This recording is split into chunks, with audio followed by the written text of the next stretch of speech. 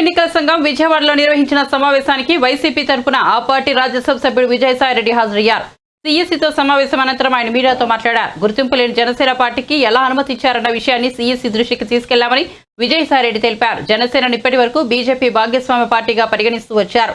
ఎన్నికల సంఘానికి ఇచ్చిన అభ్యర్థనల్లో జనసేన పార్టీని టీడీపీ భాగస్వామ్య పార్టీ అని పేర్కొన్నారు. నిజంగా ఆలోచిస్తే జనసేన పార్టీ ఇవాళ బీజేపీ భాగస్వామ్య పక్షమా, టీడీపీ భాగస్వామ్య పక్షమా, ఆ పార్టీకి ఎలా అనుమతి ఇచ్చారన్న అంశాన్ని సీఈసీకి నివేదించామన్నారు. ఇలా అనుమతించడం సమంజసమేనా అనే విషయాన్ని సీఈసీ ఎదుట ప్రస్తావించామన్నారు. జనసేన అనేది ఒక గుర్తింపు లేని రాజకీయ పార్టీ. గ్లాసు గుర్తు అనేది జనరల్ సింబల్. 175 స్థానాల్లో కేవలం కొన్ని స్థానాల్లోనే పోటీ చేసే ఒక పార్టీకి సాధారణ గుర్తుల్లో నుంచి ఒక సింబల్ కేటాయించడం చట్ట విరుద్ధమని కూడా మేము వివరించామని విజయసాయిరెడ్డి తెలిపారు. వైఎస్ఆర్ కాంగ్రెస్ పార్టీ నుంచి నేను, మా యొక్క పార్లమెంటు సభ్యులు భరత్ ఈరోజు election commission, chief election commissioner గారిని, అదర్ ఎలక్షన్ కమిషనర్స్ని, మిగతా అఫీషియల్స్ని కలిసి మొత్తం 6 అంశాలపైన ఎలక్షన్ కమిషన్కి నివేదించడం జరిగింది. మొట్టమొదటిగా ఈరోజు మాకున్నటువంటి సమాచారం ప్రకారం తెలుగుదేశం పార్టీతో పాటు జనసేన పార్టీ కూడా అన్రికగ్నైజ్డ్ పార్టీ. ఈ యొక్క అవకాశం రికగ్నైజ్డ్ పార్టీస్కి మాత్రమే ఉంటుంది.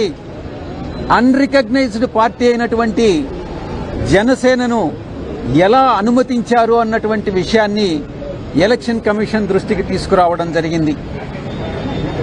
జనసేన అన్నటువంటి పార్టీ ఇప్పటి వరకు కూడా వాళ్ళు ఇచ్చినటువంటి రిపోర్ట్, ఎలక్షన్ కమిషన్కి ఇచ్చినటువంటి రిక్వెస్ట్ ప్రకారం అలయన్స్ పార్ట్నర్ కింద తెలుగుదేశం పార్టీ, జనసేన పార్టీని అనుమతించమని రిక్వెస్ట్ చేయడం జరిగింది. ఇంకొక విషయాన్ని కూడా ఎలక్షన్ కమిషన్ దృష్టికి తీసుకొచ్చాం. జనసేన పార్టీ అన్నటువంటిది ఇప్పటి వరకు కూడా బీజేపీ అలయన్స్ పార్ట్నర్ కింద పరిగణిస్తూ వచ్చారు. ఈరోజు నిన్న ఇచ్చినటువంటి ఎలక్షన్ కమిషన్కి ఇచ్చినటువంటి రిక్వెస్ట్లో Janasena party Telugudesam party alliance partner కింద డిస్క్రైబ్ చేయడం జరిగింది. జనసేన పార్టీ ఈరోజు నిజంగా ఆలోచిస్తే బీజేపీతో అలయన్స్ పార్ట్నరా లేక తెలుగుదేశం పార్టీతో అలయన్స్ పార్ట్నరా అన్నటువంటి విషయాన్ని క్వశ్చన్ చేస్తూ ఎలా ఎలక్షన్ కమిషన్ అనుమతించడాన్ని మేము వాళ్ళకి నివేదించాం. ఇలా అనుమతించడం సమంజసమేనా అన్నటువంటి విషయాన్ని ఎలక్షన్ కమిషన్ దృష్టికి తీసుకురావడం జరిగింది. ఇక రెండవ విషయం, జనసేన అన్నటువంటిది unrecognised political party. Glass symbol అన్నటువంటిది ఒక జనరల్ సింబల్.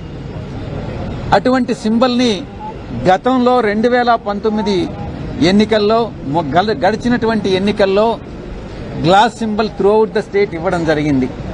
అటువంటి సింబల్ని, కామన్ సింబల్ని ఒక పొలిటికల్ పార్టీకి రాష్ట్ర వ్యాప్తంగా కొన్ని స్థానాల్లో, 175 స్థానాల్లో కొన్ని స్థానాల్లో పోటీ చేసేటటువంటి ఒక రాజకీయ పార్టీకి ఒక సింబల్ కేటాయించడం జనరల్ సింబల్లో నుంచి అది చట్ట విరుద్ధం అది అన్నటువంటి విషయాన్ని కూడా మేము ఎలక్షన్ కమిషన్కి నివేదించడం జరిగింది.